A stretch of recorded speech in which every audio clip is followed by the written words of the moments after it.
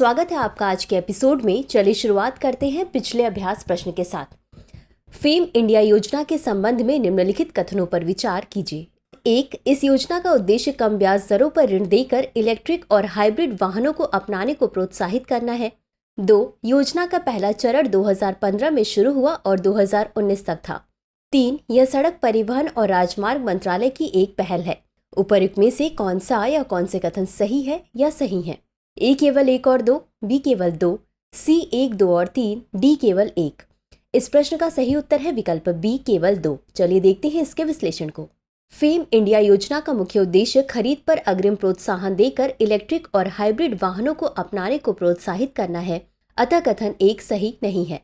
Fame India का प्रथम चरण 2015 में शुरू हुआ और 31 मार्च 2019 को पूरा हुआ तथा इसके 4 फोकस क्षेत्र थे, अर्थात प्रौद्योगिकी विकास, मांग सृजन, पायलट परियोजना और चार्जिंग इंफ्रास्ट्रक्चर, अतः कथन 2 सही है। फेम इंडिया भारी उद्योग मंत्रालय की एक पहल है, अतः कथन 3 सही नहीं है। तो चलिए शुरुआत करते हैं आज के एपिसोड की पहले प्रश्न के साथ। निम्नलिखित पर विचार कीजिए। 1. पेट्रोलियम निर्यातक देशों का संगठन। 2. वासेनर व्यवस्था। 3. व्यापक परमाणु परीक्षण प्रतिबंध संधि संगठन। 4. विश्व व्यापार संगठन। उपर्युक्त संगठनों में से कितने का मुख्यालय या सचिवालय वियना, ऑस्ट्रिया में स्थित है? ए केवल 1, बी केवल 2, सी केवल 3, डी सभी 4। इस प्रश्न का सही उत्तर है विकल्प सी केवल 3। चलिए देखते हैं इसके विश्लेषण को। वियना में अंतर्राष्ट्रीय संगठन। पेट्रोलियम निर्यातक देशों का संगठन सचिवालय ओपेक का कार्यकारी निकाय है। यह वियना, ऑस्ट्रिया में स्थित है। वासेनार व्यवस्था का सचिवालय वियना, ऑस्ट्रिया में स्थित है। व्यापक परमाणु परीक्षण प्रतिबंध संधि संगठन का मुख्यालय वियना, ऑस्ट्रिया में स्थित है, जिसकी स्थापना वर्ष 1996 में की गई थी। विश्व व्यापार संगठन एक अंतर सरकारी संगठन है जिसका मुख्यालय जिनेवा, स्विट्जरलैंड में स्थित है, अतः विकल्प सी सही है। अगला प्रश्न है, Bharat new car assessment programme के संदर्भ में निम्नलिखित कथनों पर विचार कीजिए। 1. इसमें दुर्घटना परीक्षणों में उनके प्रदर्शन के आधार पर ऑटोमोबाइल को स्टार रेटिंग देने की व्यवस्था का प्रस्ताव है। 2. यह 2500 किलोग्राम तक के सभी वाहनों के लिए अनिवार्य है।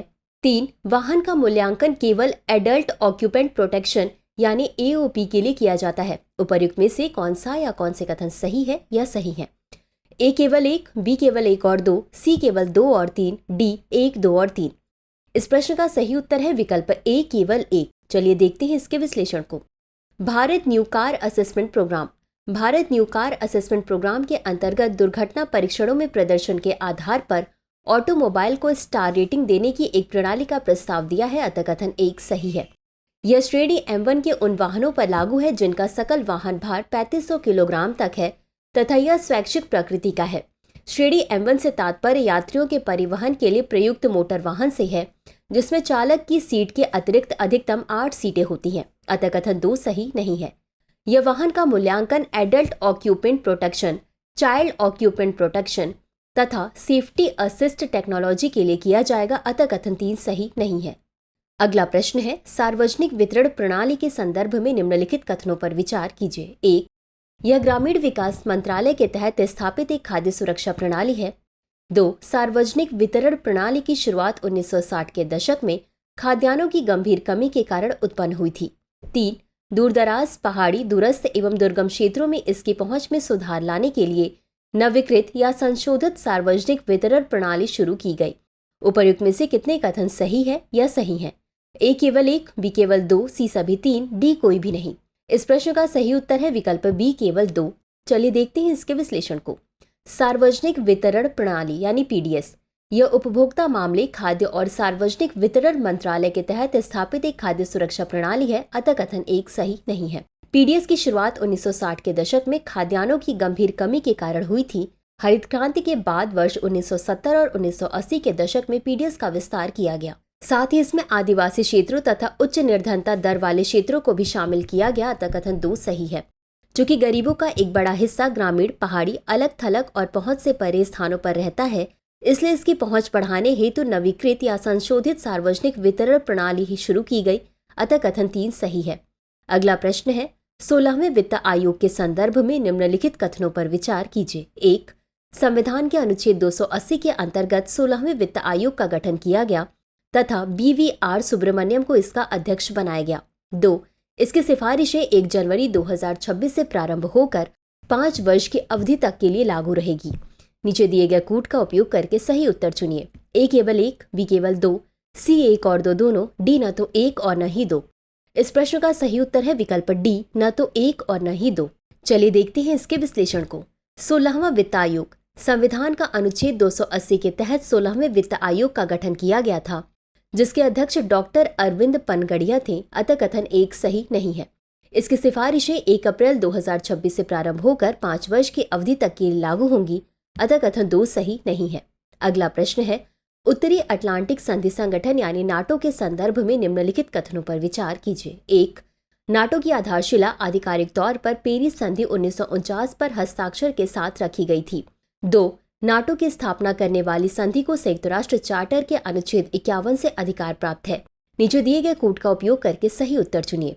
ए केवल 1, बी केवल 2, सी 1 और 2 दोनों, डी न तो 1 और न ही 2। इस प्रश्न का सही उत्तर है विकल्प बी केवल 2। चलिए देखते हैं इसके विश्लेषण को।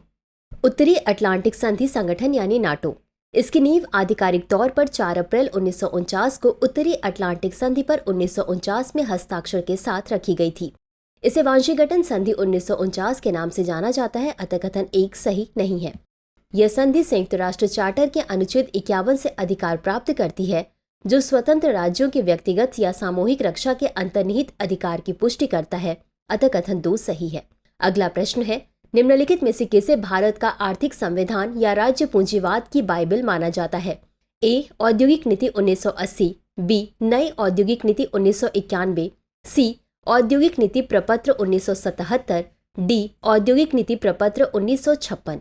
इस प्रश्न का सही उत्तर है विकल्प डी, औद्योगिक नीति प्रपत्र 1956। चलिए देखते हैं इसके विश्लेषण को। भारत सरकार ने औद्योगिक नीति प्रपत्र 1956 के माध्यम से औद्योगिक नीति संकल्प 1948 को संशोधित किया। इसे भारत का आर्थिक संविधान या राज्य पूंजीवाद की बाइबल माना जाता था। इसमें उद्योगों को अनुसूची ए, अनुसूची बी तथा अनुसूची सी में वर्गीकृत किया गया। इसे जून 1991 तक उद्योगों के संबंध में सरकार की नीति के लिए बुनियादी ढांचा प्रदान किया, अतः विकल्प डी सही है। अगला प्रश्न है, मातृत्व लाभ संशोधन अधिनियम 2017 के संदर्भ में निम्नलिखित कथनों पर विचार कीजिए। 1. यह जैविक तथा सरोगेट दोनों माताओं को बच्चों के जन्म देने के बाद 26 सप्ताह का सवैतनिक अवकाश की अनुमति देता है। 2. 10 या उससे अधिक कर्मचारियों वाले प्रत्येक प्रतिष्ठान में क्रेच की सुविधा होनी चाहिए। 3. असंगठित क्षेत्र की महिलाएं मातृत्व लाभ नहीं प्राप्त कर सकती हैं। उपर्युक्त में से कौन सा या कौन से कथन सही है या सही है? ए केवल 1 और 2, बी केवल 2, सी केवल 3, डी 1, 2 और 3। इस प्रश्न का सही उत्तर है विकल्प सी केवल 3। चलिए देखते हैं इसके विश्लेषण को। मातृत्व लाभ संशोधन अधिनियम 2017, इसके माध्यम से 1961 की धारा 5 में संशोधन किया गया, जिससे बच्चे के जन्म के बाद 26 सप्ताह का सवैतनिक अवकाश प्रदान किया जा सकेगा। हालांकि यह अवकाश केवल जैविक माताओं को ही प्राप्त हो सकेगा, अतः कथन 1 सही नहीं है। 50 या उससे अधिक कर्मचारियों वाले प्रत्येक प्रतिष्ठान में क्रेच की सुविधा होनी चाहिए तथा नियोक्ता को क्रेच में उनको प्रतिदिन 4 बार जाने की अनुमति देनी चाहिए, पर साथ ही उनके आराम के लिए भी समय देना चाहिए, अतः कथन 2 सही नहीं है। असंगठित क्षेत्र की महिलाएं मातृत्व लाभ प्राप्त नहीं कर सकती, अतः कथन 3 सही है। अगला प्रश्न है, अंतर्राष्ट्रीय समुद्री संगठन यानी IMO के संबंध में निम्नलिखित कथनों पर विचार कीजिए। 1. यह संयुक्त राष्ट्र की एक विशेष एजेंसी है। 2. IMO अपने उपलब्ध प्रवर्तन तंत्रों के माध्यम से अपने सम्मेलनों को लागू करता है। 3. यह उनसे संबंधित कानूनी मामलों में शामिल हुए बिना अंतर्राष्ट्रीय समुद्री यातायात को सुविधाजनक बनाता है। उपर्युक्त में से कौन सा या कौन से कथन सही है या सही है? ए केवल 1 और 2, बी केवल 2, सी केवल 3, डी केवल 1 और 3। इस प्रश्न का सही उत्तर है विकल्प बी केवल 2। चलिए देखते हैं इसके विश्लेषण को। अंतर्राष्ट्रीय समुद्री संगठन यानी IMO संयुक्त राष्ट्र की एक विशेष एजेंसी है, अतः कथन 1 सही है। IMO अपनी नीतियों को लागू करने के लिए जिम्मेदार नहीं है और न ही IMO के पास नीतियों के प्रवर्तन हेतु कोई तंत्र मौजूद है। IMO सम्मेलनों का प्रवर्तन सदस्य दलों की सरकारों पर निर्भर करता है, अतः कथन 2 सही नहीं है। यह कानूनी मामलों में भी शामिल है, जिसमें देयता और मुआवजा संबंधी मुद्दे और अंतर्राष्ट्रीय समुद्री यातायात की सुविधा शामिल है, अतः कथन 3 सही नहीं है। अगला प्रश्न है, जूलॉजिकल सर्वे ऑफ इंडिया यानी ZSI के संबंध में निम्नलिखित कथनों पर विचार कीजिए। 1. इसकी स्थापना वन्यजीव संरक्षण अधिनियम 1972 के तहत की गई थी। 2. इसका मुख्यालय देहरादून में स्थित है। 3. यह केंद्रीय पर्यावरण, वन और जलवायु परिवर्तन मंत्रालय के अधीन कार्य करता है। उपर्युक्त में से कौन सा या कौन से कथन सही है या सही है? ए केवल 1 और 2, बी केवल 1, सी केवल 3, डी केवल 2 और 3। इस प्रश्न का सही उत्तर है विकल्प सी केवल 3। चलिए देखते हैं इसके विश्लेषण को। जूलॉजिकल सर्वे ऑफ इंडिया की स्थापना वर्ष 1916 में हुई थी। इसकी उत्पत्ति का संबंध वर्ष 1875 में कलकत्ता में भारतीय संग्रहालय के जूलॉजिकल अनुभाग की स्थापना से है, अतः कथन 1 सही नहीं है। इसका मुख्यालय कोलकाता में स्थित है और देश के विभिन्न भौगोलिक स्थानों में 16 क्षेत्रीय स्टेशन स्थित है, अतः कथन 2 सही नहीं है।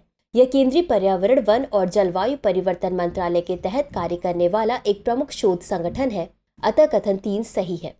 अगला प्रश्न है, हिमयुग तथा अंतर हिमयुग के संबंध में निम्नलिखित कथनों पर विचार कीजिए। 1. हिमयुग को अंतर हिमयुग की तुलना में अधिक ठंडा, धूल भरा तथा आमतौर पर शुष्क माना जाता है। 2.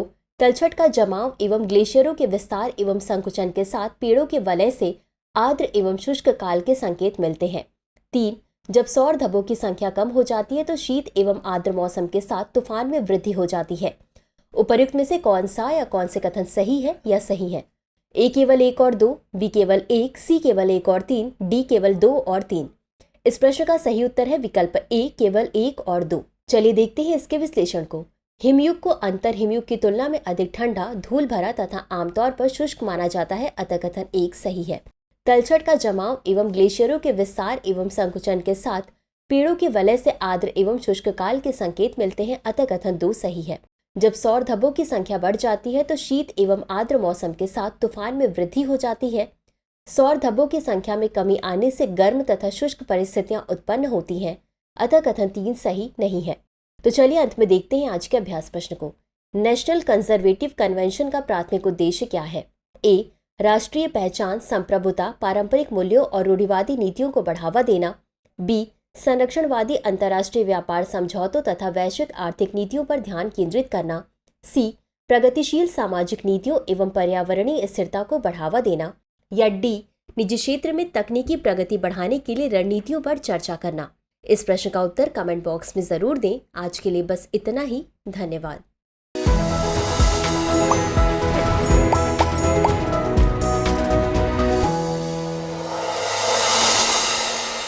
डियर व्यूअर्स, अपने एग्जाम की तैयारी के लिए हमारे चैनल को लाइक, शेयर और सब्सक्राइब करना न भूलें।